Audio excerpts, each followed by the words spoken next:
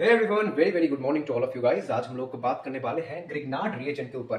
Grignard reagent is a very very important topic, क्योंकि Grignard reagent के ऊपर NEET, JEE Mains, JEE Advanced, IRS, IMChO हर एक competitive exam में questions पूछे जाते हैं। 2021, 22, 23, 24, यहाँ तक कि 25 में भी ग्रिग्नार्ड रिएजन के ऊपर एडवांस में क्वेश्चन आ चुके हैं। और 2024 का एक क्वेश्चन तो बहुत ज्यादा कंट्रोवर्शियल था, और वो क्वेश्चन भी आज हम लोग इस डिस्कशन में लेंगे जरूर। तो आज हम लोग बात कर लेते हैं और ग्रिग्नार्ड रिएजन के बारे में। एक्चुअली ग्रिग्नार्ड रिएजन क्या है, हम लोग बिल्कुल डिटेली यहाँ पे देखेंगे। ग्रिग्नार्ड रिएजेंट कैसे काम करता है, कैसे तैयार होता है, और यहाँ के एक्सेप्शन कैसे काम करते हैं, इसका मैकेनिज्म बहुत ब्यूटीफुल है। और सिर्फ ग्रिग्नार्ड्स के बारे में ही नहीं, हम लोग ऑर्गेनोमेटेलिक कंपाउंड्स के बारे में भी थोड़ा बहुत बात करेंगे। आइए चलिए शुरू करते हैं हमारी वीडियो।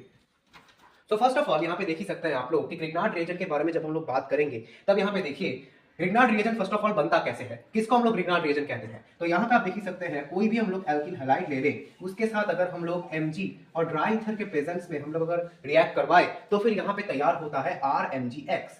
इस RMgX को ही हम लोग बोलते हैं ग्रिग्नार्ड। ठीक है, इस RMgX को ही हम लोग बोलते हैं Grignard.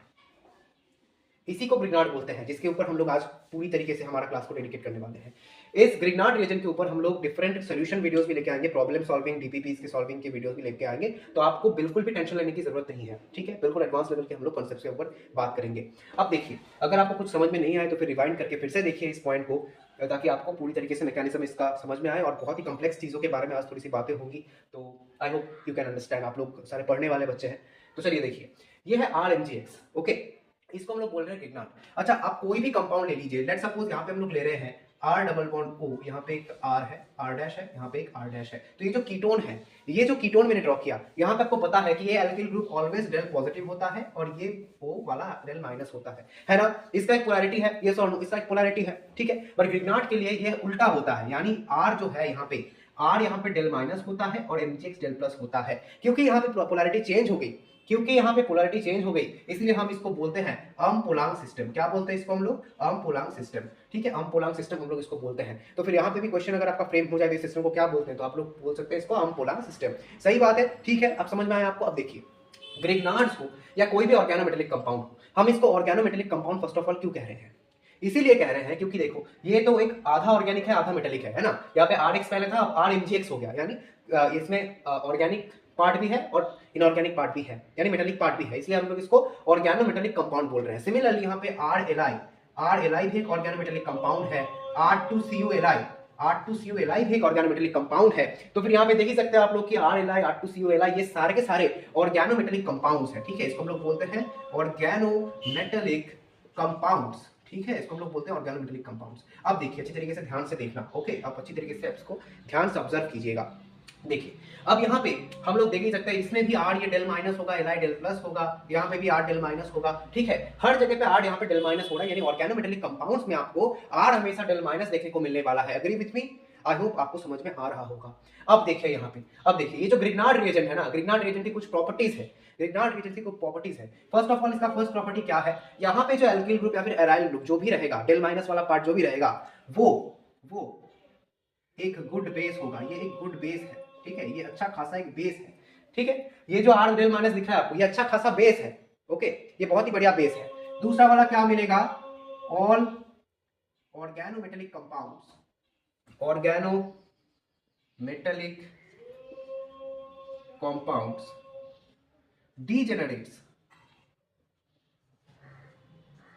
in presence of acid। अगर आप एसिड दे दे, यहाँ पे अगर आप एसिड दे दे, सिस्टम में अगर एसिड का प्रेजेंस होगा, तो फिर सारे ग्रिग्नार्ड्स या फिर सारे ऑर्गेनोमेटेलिक कंपाउंड डीजेनरेट कर जाएंगे। अब ऐसा क्यों होता है? क्योंकि देखिए, अगर H2O होगा, अगर वाटर रहेगा यहाँ पे, ठीक है, अगर वाटर रहेगा, वाटर रहे या फिर H+ रहे, मैं H+ ही दिखाता हूँ आपको। ठीक है, एसिड मतलब H+ होता है, तो H+ अगर सिस्टम में मौजूद है, तो यहाँ पे R डेल माइनस है, यहाँ पे MgX है डेल प्लस। तो ये R डेल माइनस मैंने क्या कहा? Is a good base. तो फिर बेस का प्रॉपर्टी क्या है? कि वो H+ को चुराना चाहेगा। बेस का प्रॉपर्टी तो यही है ना कि वो H+ को चुराना चाहेगा। Agree with me? आप लोग एग्री करते हैं? जरूर से एग्री करते होंगे। तो फिर ये R डेल माइनस क्या करेगा? इस हाइड्रोजन को, इस H+ आयन को पकड़ेगा, फिर यहाँ पे एक एल्केन का फॉर्मेशन कर देगा। ठीक है, यहाँ पे एक एल्केन का फॉर्मेशन कर गया। तो फिर एल्केन अगर फॉर्मेशन हो गया, तो फिर और ग्रिग्नार्ड क्या बचेगा सिस्टम में? थोड़ा ही बचेगा, नहीं बचेगा ना। ग्रिग्नार्ड यहाँ पे नहीं बचता है। Agree with me? समझ में आया आप सबको? आई होप आप सबको समझ में आया होगा। अब यहाँ पे देखिए, ये जो रिएक्टिविटी ऑफ ग्रिग्नार्ड्स है या फिर रिएक्टिविटी ऑफ ऑर्गेनोमेटेलिक कंपाउंड्स है, अगर रिएक्टिविटी सीरीज हम लोग सजाए, तो फिर कैसे आएगा? यहाँ पे देखो, RLi फर्स्ट आता है, उसके बाद RMgX, उसके बाद R2CuLi, ठीक है। इस R2CuLi का एक नाम है, स्पेसिफिक नाम है। क्या आप बता सकते हैं R2CuLi का नाम क्या है? बता सकते हैं क्या? कमेंट में जरूर बताइएगा। यहाँ पे इसका R2CuLi का क्या नाम है, पढ़ने वाले बच्चे जरूर बताइएगा। इसका नाम है गिलमैन रिएजेंट, है ना, इसका नाम है गिलमैन रिएजेंट, इसको बोलते हैं गिलमैन रिएजेंट। आप लोग लिख लीजिए, जिनको पता नहीं है वो लोग नोट जरूर कर लेना, ठीक है। अब यहाँ पे देखो, यहाँ पे हमने एक रिएक्टिविटी ऑर्डर सजा दिया है, RLi, RMgx, R2CuLi। अब आप लोग पूछेंगे कि अरे भैया तुमने तो कर दिया यहाँ पे, पर इसको, इसका बेसिस क्या है, किसके बेसिस के ऊपर तुमने किया? अब तो तुमको मार पड़ेगी। देखो देखो यार, मुझे मारने की कोई जरूरत नहीं है, बताता हूँ तुमको, ठीक है।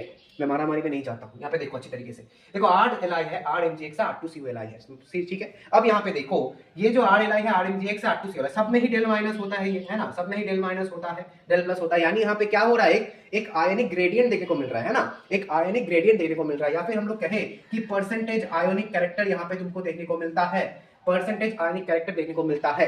अब मैं तुमको बता रहा हूँ जो चीज अच्छी तरीके से कान खोल के सुनना, अगर नोट करना है तो नोट ही कर लेना। ग्रिग्नार्ड्स हो या फिर कोई भी ऑर्गेनोमेटेलिक कंपाउंड्स हो, ग्रिग्नार्ड हो या फिर कोई भी ऑर्गेनोमेटेलिक कंपाउंड हो, इनकी रिएक्टिविटी डिपेंड करती है परसेंटेज आयनिक कैरेक्टर के ऊपर। यानी जितना ज्यादा परसेंटेज आयनिक कैरेक्टर होगा वो ग्रिग्नार्ड या फिर वो ऑर्गेनोमेटेलिक कंपाउंड उतना ज्यादा रिएक्टिव होगा, ठीक है। तो फिर यहाँ पे देख ही सकते हो परसेंटेज आयनिक कैरेक्टर यहां से यहां तक ज्यादा हो रहा है ना। एलाई, तो एलाई का पता है आपको कि एलाई क्या है, एक अल्कलाइन मेटल है। तो यहाँ पे आपको आयनिक परसेंटेज आयनिक कैरेक्टर बहुत ज्यादा देखने को मिलेगा कंपेयर टू RMgx या फिर R2CuLi। समझ रहे हो, समझ में आया? परसेंटेज आयनिक कैरेक्टर इसका ज्यादा है, सबसे ज्यादा है, इसलिए इसका रिएक्टिविटी भी सबसे ज्यादा है। मैं इसको लिख देता हूं मोस्ट रिएक्टिव, मोस्ट रिएक्टिव, ठीक है। जो लोग एचएस में पढ़ रहे हैं, हायर सेकेंडरी बोर्ड्स में, जो भी बोर्ड का एग्जाम देने के लिए प्रिपरेशन ले रहे हैं, उनके लिए ये इतना इंपॉर्टेंट नहीं है। RLi से इतना खास कुछ क्वेश्चन नहीं आता, R2CuLi से भी खास कुछ क्वेश्चन नहीं आते। गिलमैन रिएजेंट आपने अगर पढ़ा है तो फिर आपको गिलमैन रिएजेंट कहां पे मिला है, बता सकते हैं क्या? गिलमैन रिएजेंट आपको कहां पे मिला है?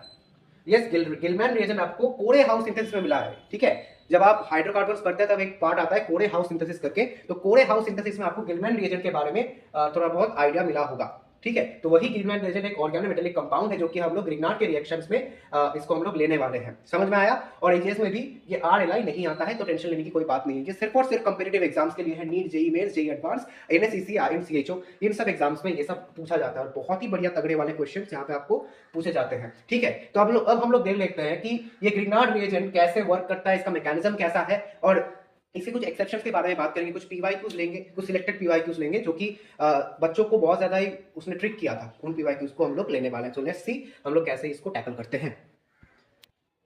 सो ऐसे कैसे यहाँ पे देख ही सकते हैं आप लोग कि यहाँ पे हमने 3 यहाँ पे रिएक्शंस लिखे हुए हैं, ठीक है। फर्स्ट ऑफ ऑल यहाँ पे एसीटोन के साथ CH3MgBr का रिएक्शन है, यहाँ पे इपॉक्साइड या ऑक्सीरेन के साथ यहाँ पे रिएक्शन किया गया है, और यहाँ पे पैरानाइट्रोफेनॉल के साथ हम लोग रिएक्ट करा रहे हैं, ठीक है। अब यहाँ पे देखो अच्छी तरीके से ध्यान से देखना, ये जो हमने RMgx बताया था ना, RMgx जो तुमको बताया था हमने जो RMgx बताया था, ये X कभी भी फ्लोरीन नहीं हो सकता, ये हमेशा या तो क्लोरीन होगा या ब्रोमीन होगा या फिर आयोडीन हो सकता है, ठीक है। क्लोरीन, ब्रोमीन या आयोडीन से हम लोग RMgx बना सकते हैं, ठीक है। अब यहाँ पे देखो कैसे रिएक्शन होता है। ये तो डेल माइनस सेंटर है, ये सॉरी ये डेल माइनस है, ये डेल प्लस है, आप लोग एग्री करोगे। अब यहाँ पे देखो, यहाँ पे ना बहुत ज्यादा SN2 पाथ में रिएक्शन फॉर्म होती है, तो SN2 से क्या, SN2 टाइप का क्या होगा, ये एज ए न्यूक्लियोफाइल काम करता है, इसको आगे घुमा देता है, ठीक है। तो यहाँ पे क्या बनेगा, CH3 आया यहाँ पे, और यहाँ पे ना O माइनस आ गया, और MgBr प्लस यहाँ से अटैक कर यहाँ पे लग जाएगा, बिकॉज O माइनस तो अकेला रहेगा नहीं, कुछ ना कुछ तो आएगा यहाँ पे, ठीक है। फर्दर आप इसको अगर हाइड्रोलिसिस करोगे, यहाँ पे अगर एसिड दे दोगे, फर्दर आप एसिड अगर दे दोगे, यहाँ पे H3O प्लस आप दे दो, H3O प्लस दे दो, तो फिर क्या बनेगा, ये 3 डिग्री अल्कोहल बन जाएगा, है ना, CH3COH, है ना, ये बनेगा ना, ये 3 डिग्री अल्कोहल बन गया, ये सोनो बन गया, ठीक है। हम लोग अल्कोहल के फॉर्मेशन में ग्रिग्नार्ड को बहुत ज्यादा यूज करते हैं, अल्कोहल के फॉर्मेशन में ग्रिग्नार्ड को हम लोग बहुत ज्यादा यूज करते हैं। अब यहाँ पे देखो, ये फर्स्ट रिएक्शन हमारा कंप्लीट हुआ। अब यहाँ पे देखो, ये क्या करेगा, यहाँ पे डेल माइनस है, ये डेल प्लस है, ठीक है। यहाँ पे डेल माइनस है, ये डेल प्लस है। अब ध्यान से देखना, सोच के देखना जरा, यहाँ पे ना ये जो CH3 है, ये क्या करेगा, यहाँ पे अटैक करेगा और इस रिंग को खोल देगा। अब ये रिंग क्यों खुलती है, आपको क्वेश्चन आ ही सकता है, भाई अचानक से क्यों खुल गया, क्या ये अच्छा लिविंग ग्रुप है? मैं कहूंगा कि yes, it's a very good leaving group, because ये जो आपको इपॉक्साइड दिख रहा है ना, ये बहुत स्ट्रेन फॉर्म में होता है, आप ऐसे देख ही सकते हो, ये बहुत ज्यादा स्ट्रेन फॉर्म में होता है। अभी जब स्ट्रेन फॉर्म में है, मतलब आप ये एक्चुअली ना ये खुलना चाहता है, ठीक है, ये स्ट्रेन करके आप रखे हो इसको, मतलब जोर देके यहाँ पे रखे हो आप लोग, तो फिर ये ऐसे है, जब भी कोई अटैक करेगा स्ट्रेन से ये मुक्त होना चाहेगा तो ये फ्री हो जाएगा, ठीक है, समझ में आया। तो इसलिए ये रिंग खुल गई। अब ये रिंग जब खुलेगी तब क्या होगा, यहाँ पे ध्यान से देखना, CH3 CH2 कितने हैं, CH3 CH2 CH2 2 CH2 है, फिर यहाँ पे O माइनस और MgBr प्लस, मैं अब हाइड्रोलिसिस वाला नहीं दिखा रहा हूँ, बिकॉज हाइड्रोलिसिस करके यहाँ पे भी एक OH ग्रुप यहाँ पे ऐड हो जाएगा। ठीक है, समझ में आया आपको? आई होप आपको समझ में आया होगा। ठीक है, अब यहाँ पे तो आपको हाइड्रोलिसिस करके अल्कोहल मिल ही जाएगा। यहाँ पे आओ, ये बहुत इंटरेस्टिंग सा है। यहाँ पे तो आप लोग बताओगे कि यहाँ पे तो ग्रिग्नार्ड का कोई मतलब यहाँ पे तो कोई भूमिका है ही नहीं, यहाँ पे ग्रिग्नार्ड का तो कोई इंपॉर्टेंस है ही नहीं। ग्रिग्नार्ड क्यों दिया गया है? क्योंकि ये एक एरोमेटिक कंपाउंड है। एरोमेटिक कंपाउंड में आपने, मैंने जब ARSN पढ़ाया था आपको पता ही होगा, मैंने बताया था कि एरोमेटिक कंपाउंड में SN2 टाइप का रिएक्शन फॉर्म नहीं हो सकता, यानी यहाँ पे बैक साइड अटैक नहीं हो सकता, फ्रंट साइड अटैक भी नहीं हो सकता, कहीं से भी आप इसको अटैक नहीं कर सकते। तो फिर इसको हम लोग करेंगे कैसे? इसको करने का सबसे बढ़िया नियम ये है, देखो ये जो हाइड्रोजन है, ये जो फेनोलिक हाइड्रोजन तुमको दिख रहा है, क्या ये एसिडिक नहीं है? भाई बहुत बढ़िया एसिडिक है। पैरा पोजीशन में नाइट्रो है, यानी ये तो खींचने वाला ग्रुप है, बहुत बढ़िया खींचने वाला ग्रुप है। तो फिर ये क्या करेगा? इस बॉन्ड को वीक कर देगा। और फेनोलिक हाइड्रोजन, फेनॉल वैसे एसिडिक होता है, और यहाँ पे NO2 दे दिया है, यानी और भी ज्यादा एसिडिक हो गया। तो फिर ये बहुत बढ़िया एसिड है। तो इस सिचुएशन में ये जो CH3 है ना, एज अ बेस काम कर जाता है। ये CH3 एज अ बेस काम करता है, और यहाँ पे ना, यहाँ पे H को पकड़ लेता है। तो फिर क्या बनेगा यहाँ पे जब H को पकड़ेगा तो यहाँ पे CH4 बन जाएगा, यानी मीथेन का फॉर्मेशन होगा। जैसे कि मैंने कहा कि यहाँ पे ये बहुत बढ़िया एसिड है। आपको यहाँ पे ध्यान में रखना पड़ेगा कि ग्रिग्नार्ड में जो R- है ना, वो अच्छा खासा एसिड है, सॉरी अच्छा खासा बेस है। तो ये क्या करेगा? यहाँ पे एसिड बेस रिएक्शन करके इथेन तैयार कर, सॉरी एल्केन तैयार कर देगा। समझ में आया आपको? आई होप आपको समझ में आया होगा। तो फिर यहाँ पे हम लोग कुछ स्पेशल केसेस के बारे में यहाँ पे डिस्कस कर लेंगे, जो कि हमारे फर्दर एनालिसिस में और भी ज्यादा काम में आएगा। ठीक है, आई होप ग्रिग्नार्ड के बारे में आपको अच्छी खासी नॉलेज यहाँ पे आ चुकी है। आपको यहाँ पे ध्यान में रखना है कि जब भी आप एसिडिफिकेशन कर रहे हो, यानी H3O+ ऐड कर रहे हो, सारे के सारे ग्रिग्नार्ड डिजेनरेट कर जाएंगे। यहाँ पे आपको ध्यान में रखना पड़ेगा। ठीक है, कोई भी एसिड से ये डिजेनरेट हो जाता है। ठीक है, जैसे कि ये भी तो डिजेनरेट हो गया, आप तो समझो ये भी तो डिजेनरेट हो गया। यहां से इसने H+ को पकड़ा और यहाँ पे मीथेन का फॉर्मेशन करते हैं, यानी एल्केन का फॉर्मेशन हुआ, यानी यहाँ पे भी तो डिजेनरेट हो गया भाई। ठीक है, समझ में आया? आई होप आपको समझ में आया होगा। Let's take up some more examples and more exceptions. चलो, as you can see in this example, आप देख ही सकते हैं, ये बहुत ही बढ़िया एग्जांपल है। यहाँ पे ध्यान से देखना, एक तो यहाँ पे दिया गया है एसीटोन। ठीक है, ये एसीटोन है, समझ में आया आपको? और यहाँ पे क्या दिया गया है? ये है टर्ड ब्यूटाइल मैग्नीशियम ब्रोमाइड। ठीक है, ये TBuMgBr है, टर्ड ब्यूटाइल मैग्नीशियम ब्रोमाइड है। अब क्या यहाँ पे जैसे ग्रिग्नार्ड अटैक करता है, क्या ये भी तो एक ग्रिग्नार्ड है, क्या ये अटैक करेगा? ये डेल माइनस सेंटर जो है, सॉरी यहाँ पे नहीं, ये डेल माइनस है, मैं थोड़ा सा इसको खोल के लिखता हूँ तो तुमको ज्यादा क्लैरिफिकेशन मिलेगा। ये देखो CH2MgBr, अब यहाँ पे देखो ये डेल माइनस है, ये डेल प्लस है। तो क्या ये डेल माइनस यहाँ पे अटैक करेगा? सोच के बता रहा एकदम, क्या करेगा? आंसर है नहीं करेगा। क्यों नहीं करेगा? अरे भाई क्या यहाँ पे स्टेरिक हिंड्रेंस नहीं होगा? क्योंकि ये तो एक बहुत बल्कि सा बेस है, ये सर बहुत बल्कि बेस है, बहुत बड़ा सा बेस है। तो ये अगर अटैक करेगा, क्या स्टेरिक हिंड्रेंस नहीं होगा? ऑफ कोर्स होगा। तो ये अटैक नहीं कर पाएगा। अब क्या होता है, तो हम लोग कैसे इसको अटैक करवाए? तो फिर यहाँ पे एक स्पेशल केस अराइज कर जाता है। आप लोग ध्यान से देखना, ये स्पेशल केस कैसे हम लोग बनाते हैं, स्पेशल केस को हम लोग कैसे बनाते हैं, आप ध्यान से देखना। ठीक है, तो ये स्पेशल केस क्या है कि यहां से ना, यहां से एक हाइड्रोजन निकलता है। ठीक है, ये अपना बॉन्ड यहाँ पे दे देता है और ये खुद अटैक करके इसको घुमाता है, यानी हाइड्राइड जो है H-, यहाँ पे H- ऐसे न्यूक्लियोफाइल काम करता है। यहाँ पे बता के रख दूं तुमको, हाइड्राइड जो है ना, हाइड्राइड एक बहुत ही बैड न्यूक्लियोफाइल है। हम लोग कभी भी हाइड्राइड को न्यूक्लियोफाइल के तौर पे काम नहीं करवाते। अगर आप हाइड्राइड को न्यूक्लियोफाइल के तौर पे काम करवाते हैं तो इसका मतलब बहुत बड़ा क्राइम कर रहे हो आप। ठीक है, हाइड्राइड को कभी भी आप लोग न्यूक्लियोफाइल के तौर पे मत काम करवाओ। हाइड्राइड न्यूक्लियोफाइल नहीं है, अच्छा न्यूक्लियोफाइल नहीं है। बट तो यहाँ पे आप बोलोगे कि आपने तो बड़ा क्राइम कर दिया यहाँ पे ये करके। नहीं यार, देखो जब ऐसा केस अराइज होता है ना कि टर्शियरी ब्यूटाइल मैग्नीशियम ब्रोमाइड है और यहाँ पे एक स्टेरिक हिंड्रेंस वाला ग्रुप है, दोनों ही ज्यादा स्टेरिक हिंड्रेंस तैयार कर रहे हैं, तब यहाँ पे क्या करता है, ये हाइड्रोजन हाइड्राइड बन जाता है और यहाँ पे इसका बॉन्ड दे देता है। ठीक है, यहाँ पे इसका बॉन्ड देके ये खुद अटैक कर देता है, हाइड्राइड आयन बन के अटैक कर देता है, समझे? तो फिर यहाँ पे क्या बनता है, एक एल्कीन का फॉर्मेशन होता है और एक अल्कोहल का फॉर्मेशन होता है, समझे? यहाँ पे एक अल्कोहल बना और यहाँ पे एक बना एल्कीन। मैं तुमको ऐसे दिखाता हूँ, यहाँ पे एक एल्कीन बना और यहाँ पे एक अल्कोहल बना, यस और नो? यहाँ पे एक एल्कीन बना और यहाँ पे एक अल्कोहल बना। समझ में आया सबको? आई होप आप सबको समझ में आया होगा।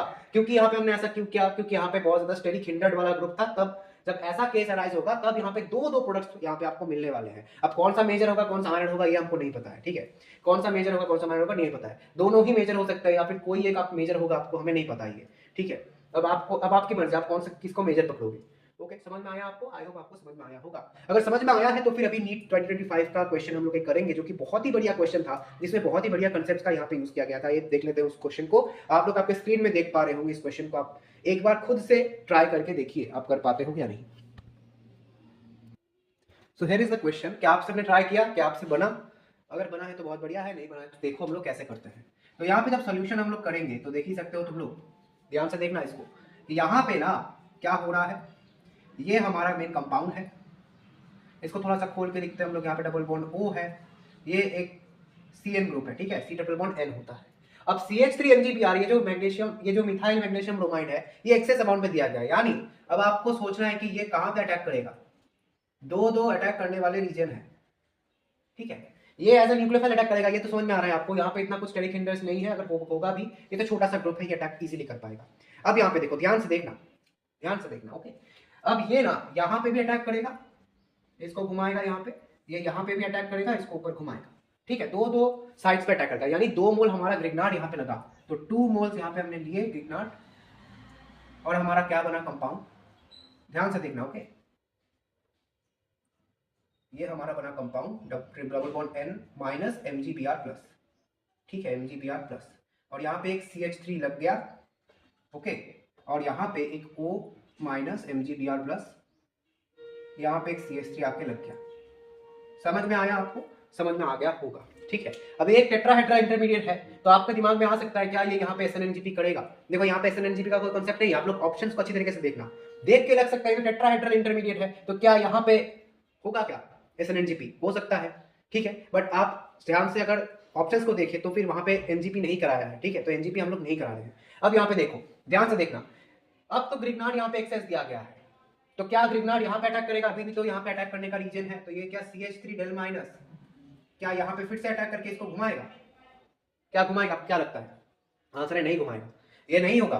क्यों नहीं होगा? अगर देखो ये अगर घुमाया तो फिर यहाँ पे N के ऊपर माइनस था, N के ऊपर 2 माइनस आ जाएगा। अब ध्यान से सुनना, N2 माइनस, O2 माइनस, ये सारे हाईली अनस्टेबल है, मैं इसको लिख देता हूँ हाईली अनस्टेबल, ये बहुत ज्यादा अनस्टेबल होते हैं।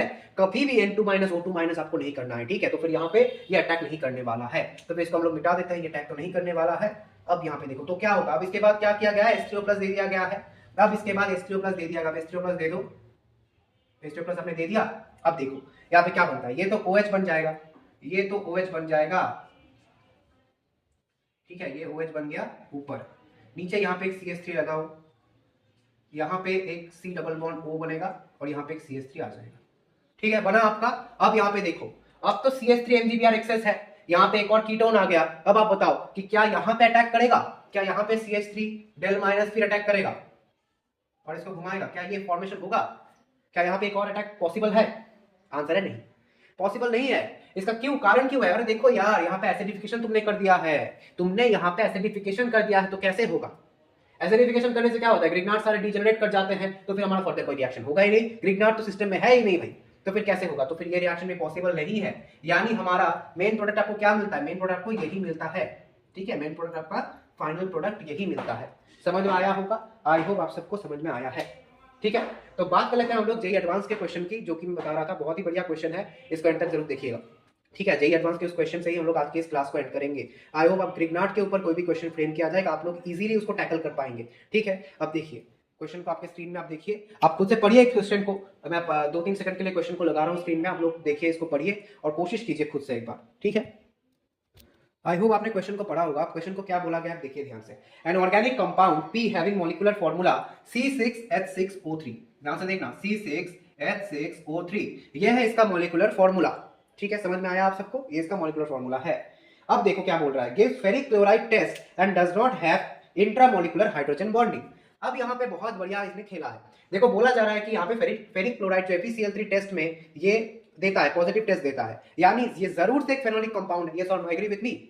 क्या आप लोग मुझसे एग्री करते हो? ये जरूर से एक फेनोलिक कंपाउंड है, तो ये फेनोलिक कंपाउंड तो होगा, यानी समझ में आ रहा है आपको, O3 है, यानी यहाँ पे 3 OH ग्रुप लग जाएंगे, यहाँ पे 3 OH ग्रुप यहाँ पे आपको लगने वाले हैं। अब आपको देना है कहाँ कहाँ पे आप लोग OH ग्रुप को दोगे, ये आपका सबसे बड़ा मेन टास्क होने वाला है। तो कैसे, इसको इसके लिए भी हिंट दे दिया गया है, देखो पढ़ो इस अच्छी तरीके से क्वेश्चन को। बोला जा रहा है कि gives ferric chloride test and does not have any intramolecular hydrogen bonding, कोई भी इंट्रामोलिकुलर हाइड्रोजन बॉन्डिंग नहीं है, यानी अगर आप यहाँ पे OH दे दोगे, अगर यहाँ पे OH दे दोगे, यहाँ पे 3 OH दे दोगे आप लोग, तो फिर क्या होगा, तो फिर क्या होगा, यहाँ पे देखो ये तो इंट्रामोलिकुलर हाइड्रोजन बॉन्डिंग कर देगा, ये सॉल्व नो, ये तो इंट्रामोलिकुलर हाइड्रोजन बॉन्डिंग कर रहा है, तो फिर यहाँ पे जरूर से ये नहीं होने वाला, ठीक है। 2 ऑर्थो पोजीशंस में या फिर पैरा में भी नहीं लगने वाला, एक ऑर्थो पैरा में नहीं लगने वाला। तो क्या होगा, जरूर से ये मेटा पोजीशन में लगेगा। भले ही OH जो फेनोलिक ग्रुप है वो एक ऑर्थो पैरा डायरेक्टिंग ग्रुप है, पर फिर भी यहाँ पे रिएक्शन में जो हमको कंडीशंस दिए गए उनको फुलफिल करने के लिए हमने इसको मेटा पोजीशन पे लगाया। ठीक है, अब देखो क्या बोलना चाह रहा है। The compound P reacts with 3 equivalents of NH2OH to produce oxime Q। अब ये है हमारा P कंपाउंड। अब आप लोग बताइए, जो लोग, ये थोड़ा सा ये बहुत ज्यादा एडवांस क्वेश्चन है, मतलब जो लोग क्लास 12 का अच्छी तरीके से जिन्होंने पढ़ा है वो इसको अच्छी तरीके से कर पाएंगे। अब देखो आप लोग सीख लो, अगर आप 11th में भी हो फिर भी सीख लो इसको। देखो क्या ये हाइड्रोक्सिल अमीन के साथ रिएक्शन में ऑक्सीजन तैयार करेगा? ये जो फिनोलिक कंपाउंड मैंने लिखा है, क्या ये ऑक्सीजन के साथ रिएक्शन में हाइड्रोक्सिल अमीन के साथ रिएक्शन में ऑक्सीजन प्रोड्यूस करेगा? आंसर है नहीं करेगा। क्यों? अरे हाइड्रोक्सिल अमीन जो है ना, NH2OH जो है, ये हमेशा क्या करता है, या तो एक एल्डिहाइड के साथ रिएक्ट करता है या फिर एक कीटोन के साथ रिएक्ट करता है। यानी मोटा मोटा मैं अगर कहूं तो एक कीटो बॉडी आपको लगेगी, एक कीटोन बॉडी आपको लगेगी इसको रिएक्शन करवाने में। क्योंकि यहां से क्या होता है, इसका मैकेनिज्म क्या है कि यहाँ पे जो दो आपको यहाँ पे हाइड्रोजन मिलता है, ठीक है, ये यहाँ से वाटर निकल जाता है, -H2O हो जाता है, और यहाँ पे क्या बनता है, ऐसा सा एक कंपाउंड बनता है, ऐसा सा एक ग्रुप बनता है, ये सॉरी नो, ऐसा ग्रुप बनता है। तो फिर ऐसा मैकेनिज्म इसका होता है। तो फिर यहाँ पे इससे हम लोग रिएक्ट तो नहीं करवा सकते, ठीक है, इससे हम लोग नहीं रिएक्ट करवा सकते। तो फिर हम लोग क्या करवाएंगे, देखो हम लोग इसका टोटो करा सकते हैं ना, टोटोमराइजेशन करा सकते हैं, ये तो करा ही सकते हैं। टोटोमराइजेशन करने से क्या होगा, ये सारे OH ग्रुप कीटो में बदल जाएंगे, ये सॉरी नो, ये सारे OH ग्रुप कीटो में बदल जाएंगे। समझ में आया आपको? आई होप आपको समझ में आया होगा। मैं आप खोल के नहीं दिखा रहा हूँ इसको, जब हम लोग टोटोमराइजेशन पढ़ेंगे तब हम लोग अच्छी तरीके से इसको समझेंगे, ठीक है। अब ये हम इसको P डैश बोल लेते हैं, ठीक है, P डैश। अब ये P डैश क्या कर रहा है, 3 इक्विवेलेंट्स ऑफ NH2OH के साथ रिएक्ट कर रहा है। आप देख सकते हो 3 यहाँ पे डबल बॉन्ड O है, यानी 3 मोल्स ऑफ यहाँ पे हाइड्रोक्सिल अमीन लगने वाला है। तो यहाँ पे आप लोग देखिए कि यहाँ पे 3 NH2OH हमने दे दिया, तो फिर क्या बना, एक Q ऑक्सीजन बन रहा है ना, एक Q ऑक्सीजन बन रहा है, double bond ONOH, double bond NOH, double bond NOH, ठीक है, ये Q बना। अब Q का देखो आप लोग, Q का फर्दर कुछ ऐसा मतलब बात नहीं है, इस ऑक्सीजन का कोई रोल नहीं है फर्दर। जस्ट हमको इस कंपाउंड को निकालने के लिए ये कंडीशन दी गई थी कि आप लोग निकालो, आपको हेल्प कर रहे हैं लोग, ठीक है, क्वेश्चन आपसे बात कर रहा है।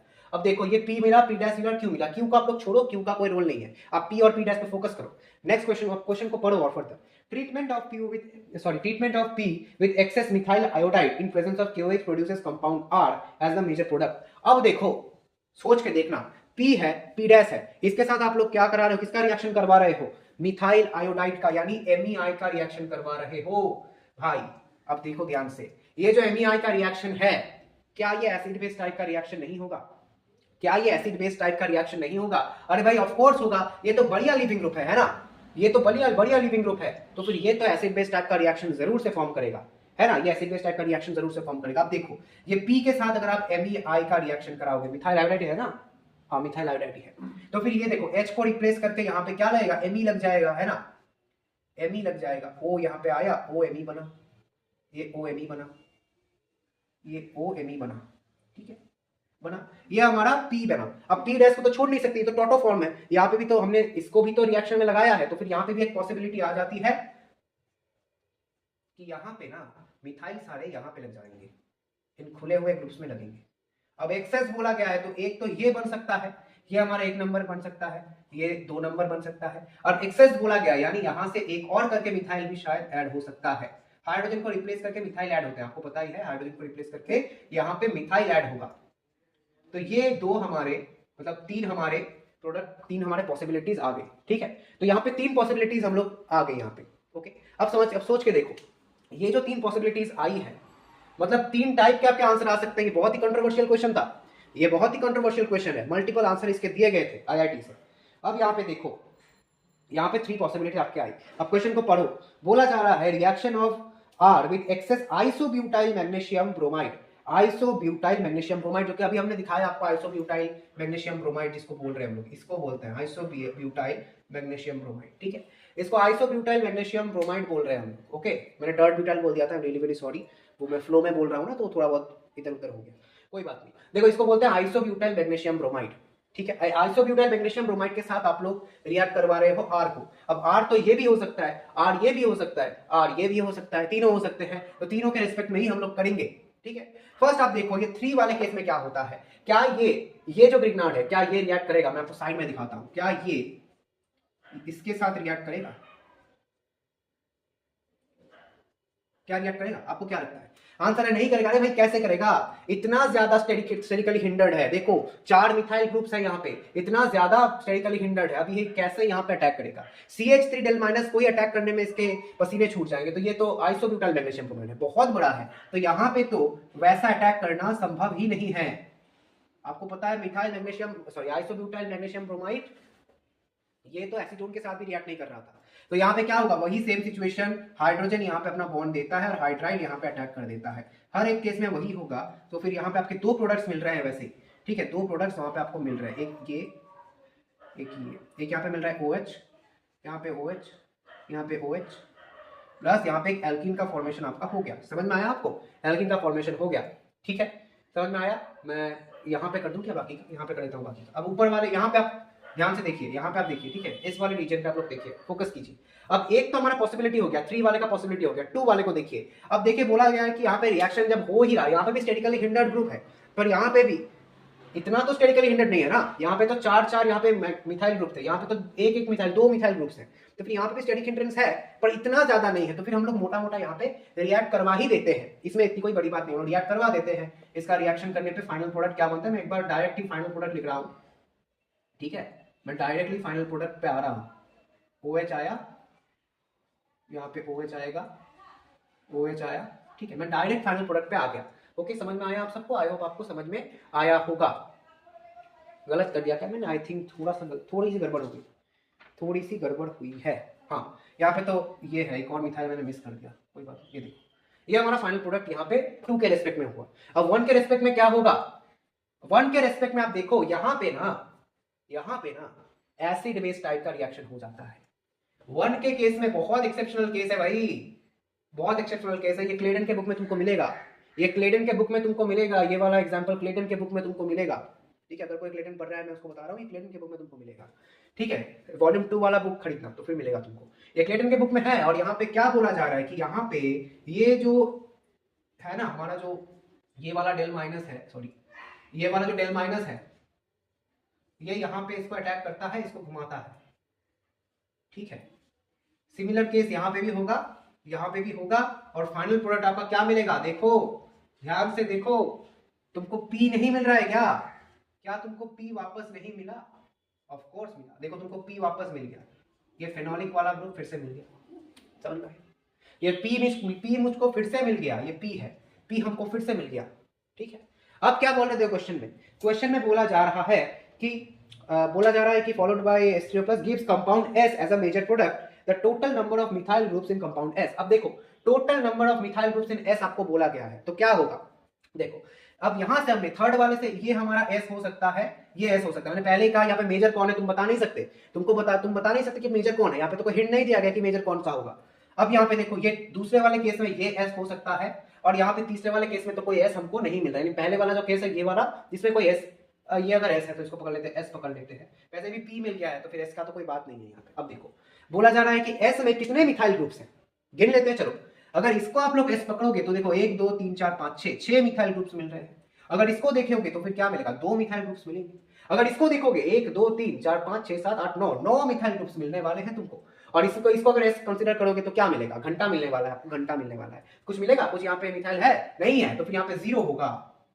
समझ में आया, तो IIT ने क्या किया, इसके बहुत सारे आंसर प्रोवाइड किए, 12 प्रोवाइड किया, 0 प्रोवाइड किया, 3 प्रोवाइड किया, 2 प्रोवाइड किया, 6 प्रोवाइड किया, 9 प्रोवाइड किया, आई थिंक 3 नहीं प्रोवाइड किया था, इतने सारे प्रोवाइड किए थे, ठीक है, 2 6 9 12 प्रोवाइड किया, 0 प्रोवाइड किया, 2 प्रोवाइड किया, 6 प्रोवाइड किया, 9 5 आंसर्स यहाँ पे दिए गए थे, बहुत कंट्रोवर्शियल था, ठीक है। अब यहाँ पे 12 कैसे आ गया आपको समझ में नहीं आएगा, अब 12 ये बहुत ही एक बिल्कुल भी रिजनेबल नहीं है, ठीक है, 12 जो यहाँ पे दिया गया है ना बिल्कुल रिजनेबल नहीं है, क्योंकि इन्होंने क्या किया है, इन्होंने यहाँ पे भी रिएक्ट करवा दिया है, ग्रिग्नार्ड का रिएक्शन करवा दिया है, यहाँ पे फिर से यहाँ पे क्या किया है, ये कर दिया है इन्होंने, ये कर दिया है, समझ में आया, ऐसे 12 हो रहा है। अब गिनो 1 2 3 4 5 6 7 8 9 10 11 12 हो रहे हैं, उन्होंने यहाँ पे रिएक्ट करवा दिया जो कि बिल्कुल भी पॉसिबल नहीं है, इतना स्टेटिकली हिंडर्ड है यहाँ पे, ये आइसोब्यूटाइल मैग्नीशियम ब्रोमाइड अटैक कर ही नहीं सकता, तो 12 आंसर तो नहीं ही होने वाला, ये बिल्कुल रॉन्ग आंसर दिया गया है। समझ में आया आप सबको? आई होप आपको समझ में आया होगा। अगर पसंद आया है तो लाइक जरूर करना। आज का सेशन थोड़ा सा बड़ा था बट बहुत कुछ आपको आई थिंक सीखने को मिला है यहाँ पे। ठीक है, हमने डिटेल एनालिसिस किया है ग्रिग्नार्ड के ऊपर। ठीक है, नेक्स्ट क्लासेस में हम लोग ग्रिग्नार्ड के प्रॉब्लम्स के ऊपर डिस्कशन करेंगे, जहां पे हम लोग ईटीएलआई या फिर आरएलआई इनके ऊपर भी डिस्कशन करेंगे, यानी और भी ऑर्गेनो मेटेलिक कंपाउंड के ऊपर डिस्कशन करेंगे। ठीक है, तो फिर इसके डीपीपीज आने वाले हैं, इसके प्रॉब्लम सॉल्विंग्स आने वाले हैं, बहुत सारे इंपॉर्टेंट जो जेई प्लस नीट प्लस के कंटेंट्स है वो भी आने वाले हैं, सब अपकमिंग वीडियोस में आएंगे। आई होप आपको अच्छा लगा होगा। अगर अच्छा लगा है तो लाइक जरूर करना, चैनल पे नए हो तो सब्सक्राइब भी जरूर कर दीजिएगा। मिलते हैं बहुत जल्दी आपसे वीडियो में, तब तक के लिए बहुत बहुत शुक्रिया हमारा वीडियो देखने के लिए। Very very thank you.